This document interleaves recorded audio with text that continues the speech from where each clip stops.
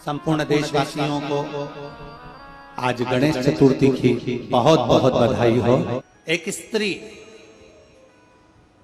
जितने पूरे विश्व में लोग कथा श्रवण कर रहे हैं, देश विदेश में बैठकर भक्त इस पवित्र प्रांगण में बैठकर कथा श्रवण कर रहे हैं, वो अपने भीतर एक उतारिएगा।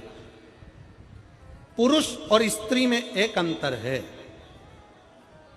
पुरुष जब भगवान के मंदिर में जल चढ़ाता है, जल अगर चढ़ा रहा है तो वह अपने माता पिता, अपने नाना नानी को पार लगाता, दादा दादी को पार लगाता।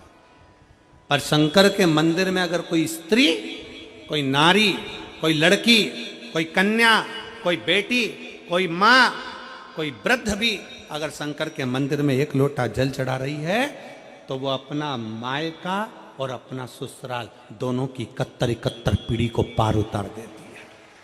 और कितना सुंदर कहा माता पार्वती जी ने भगवान शंकर से अमरनाथ की गुफा में प्रश्न करते हुए कहा कि पुरुष भगवान की सेवा में लगे, भजन में लगे, मंत्र उच्चारण में लगे तो उसका फल पुरुष को प्राप्त होता है, पर अगर स्त्री, नारी अगर भगवान शंकर की आराधना में लगती है, शिव की भक्ति में लगती है, तो हे भोलेनाथ, उसका फल किस किस को मिलता है।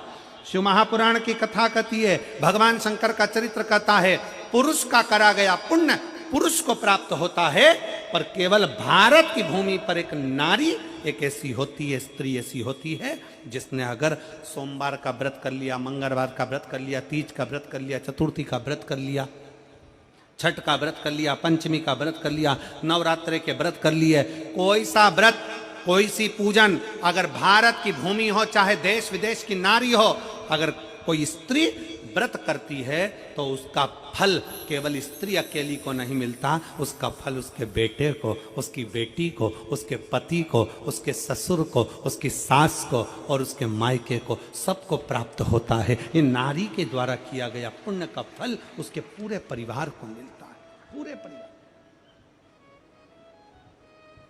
शायद आप लोगों को मालूम है कि नहीं मालूम, हमें ध्यान में नहीं है, करवा चौथ का व्रत किसके लिए होता है? जम के बोलो जरा, इधर होता है कि नहीं होता छत्तीसगढ़ में? अरे जम के तो बोलो, होता है। किसके लिए करते हो? पति की लंबी उम्र के लिए, ठीक है। और ये पूरी दुनिया जानती है कि करवा चौथ का व्रत पति की लंबी उम्र के लिए होता है। पर कभी मौका मिल जाए तो एक बार गणेश पुराण को पढ़िएगा, और गणेश पुराण में और देवी भागवत में दोनों में स्पष्ट वर्णन आता है कि अगर स्त्री चतुर्थी का व्रत करती है, चाहे वो करवा चौथ हो, चाहे बड़ी चतुर्थी हो, छोटी चतुर्थी हो, किसी भी चतुर्थी का व्रत अगर स्त्री करती है तो उसके पति का तो उम्र बढ़ता ही है, साथ में उसके पुत्र का वैभव भी बढ़ता है, उसके पुत्र का वैभव भी बढ़ता है, उसकी संतान का सुख भी बढ़ता है। तो कोई ये विचार ना करे कि करवा चौथ का व्रत केवल पति के लिए होता है। शिव महापुराण की कथा कहती है कि करवा चौथ का व्रत अगर स्त्री करती है तो पति की तो उम्र बढ़ती है, साथ में उसके बच्चों का वैभव भी बढ़ता है। कोई व्रत अगर स्त्री करती है, नवरात्रे का व्रत कर रही है, नवरात्रे में उपास रख रही है, उसका फल सबको मिलता है, उसके पूरे घर को प्राप्त हो, पूर्ण घर।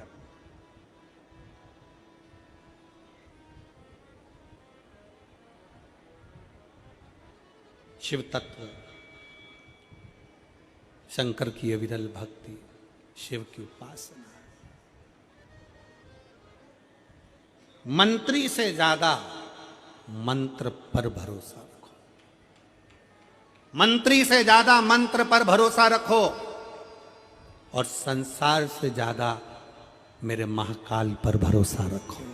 तो नहीं मालूम कि गणेश जी कब फ्री रहते हैं? हमने कहा गणेश जी फ्री रहने का केवल एक समय होता है, एक टाइम होता है, एक पल होता है, एक घड़ी होती है। गणेश जी की सबसे पहली जो आरती हो, उस आरती के समय पर अगर धूप बत्ती जलाई जाए या गोबरी को जलाकर उसमें गूगल छोड़ी जाए, और गूगल छोड़ने के बाद गणेश जी का नाम ध्रुम वर्ण कह दिया जाए, तो गणेश जी को तुम्हारे घर की पूजा स्वीकार करना पड़ती है। बस वो समय हम जानते।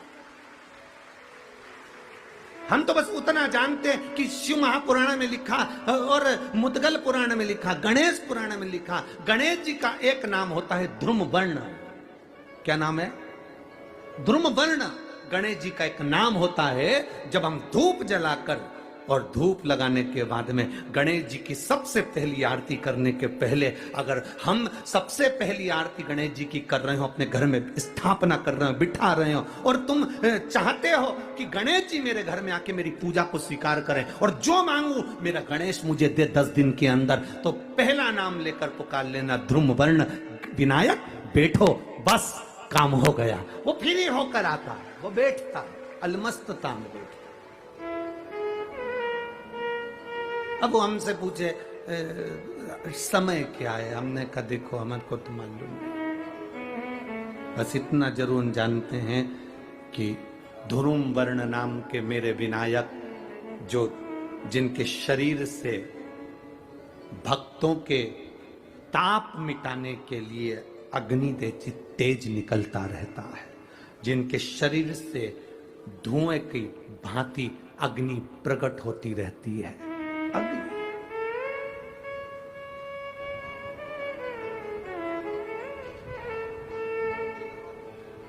हम तो उनको पहचानते हैं जो दुनिया के ताप मिटाने के लिए प्रगटा। उनके शरीर से अग्नि धुआं तेज पुंज प्रकट हुआ। वो ध्रुम वर्ण विनायक साधारण, उसका केवल नाम उच्चारण कर कर भी अगर विराजित किया जाए, वो आया स्वीकार करेगा।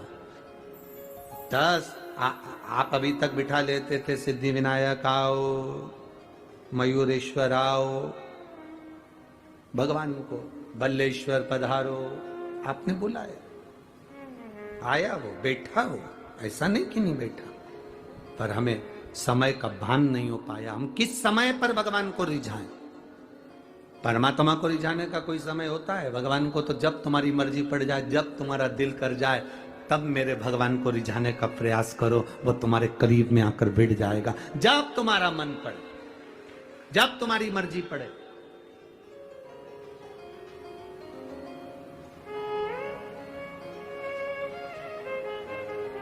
चतुर्थी का जो व्रत करने वाली होती हैं, जो चतुर्थी का पूजन करने वाली होती हैं, उनके भीतर का एक भाव होता है कि जैसे ही शाम का समय आए चंद्रदेव का पूजन करें, चंद्र जब प्रकट हो जाए, कलश भर लिया, उसके नीचे आखा दाना रख दिया, चावल गेहूं जो भी आप रखते हो पूजन के लिए, ऊपर पात्र आदि रख दिया, जलाशय, फिर अपन ने घी का दिया लगाकर पूजन भी कर ली। तो जो चतुर्थी का पूजन करने वाली होती हैं, जो चतुर्थी का नियम व्रत धारण करने वाली होती हैं, बड़ी बड़ी चतुर्थियां करती हैं या उसका नियम धारण करती हैं, तो चतुर्थी का जो पूजन करती है वो किस चीज के लिए होता है? केवल संतान, पुत्र, परिवार, हमारा कुटुंब, हम जिस कुल में हैं, हमारा कुल वैभव की ओर बढ़े, संपदा की ओर बढ़े और उसकी आयु बढ़े, उसकी आयु बढ़े, वैभव बढ़े। बहुत ध्यान दीजिएगा महाराज, चतुर्थी की पूजन में जो आप आखा दाना रखते हो, गेहूं वगैरह कुछ भी जो भी रखते हो, उसकी बड़ी महत्वता होती है महाराज। यहां तक कहा गया है, चतुर्थी की कथा तो आप लोग पढ़ते होंगे, जो लोग पढ़ते हैं उनको मालूम होगा, चतुर्थी की कथा में लिखा है,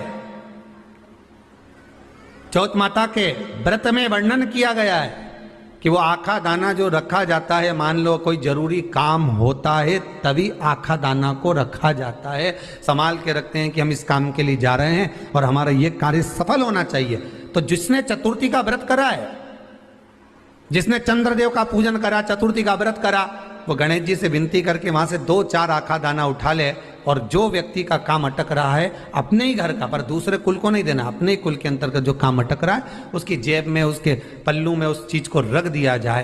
तो चतुर्थी जो अगली आती है, जैसे आप महीने की करते हो तो महीने की, और आप जैसे करते हो कि 4 अलग बड़ी बड़ी चतुर्थी करते हो, तो उसके अनुसार आपका कार्य सिद्ध होता ही है। उस आखे दाने का इतना महत्व होता है क्योंकि चतुर्थी का व्रत करने वाली माता जब व्रत करती है तो स्वयं चतुर्थी की कथा में लिखा हुआ है कि पार्वती जी गणेश जी से चतुर्थी की कथा बचवाती। चतुर्थी की कथा बाची किसने थी? स्वयं गणेश जी महाराज ने। और सुनी किसने थी? माता पार्वती। बाचने वाले गणेश जी थे, सुनने वाली माता पार्वती थी। तो चतुर्थी की कथा जब होती है तो उसको स्वयं गणेश जी बाच रहे हैं। तो व्रत कौन सुन रही है? माता पार्वती। और आपने जो आखा दाना लिया वो गणेश जी के भाव से लिया, गणेश जी से निवेदन करके, विनय करके, प्रार्थना कर कर उसको प्राप्त किया। जिनको शुगर की बीमारी हो, बीपी हो, उनसे निवेदन करूंगा, गणेश जी का दांत जो टूटा हुआ है, उस टूटे हुए दांत के भाग की ओर 5 दुर्वा सफेद दुर्वा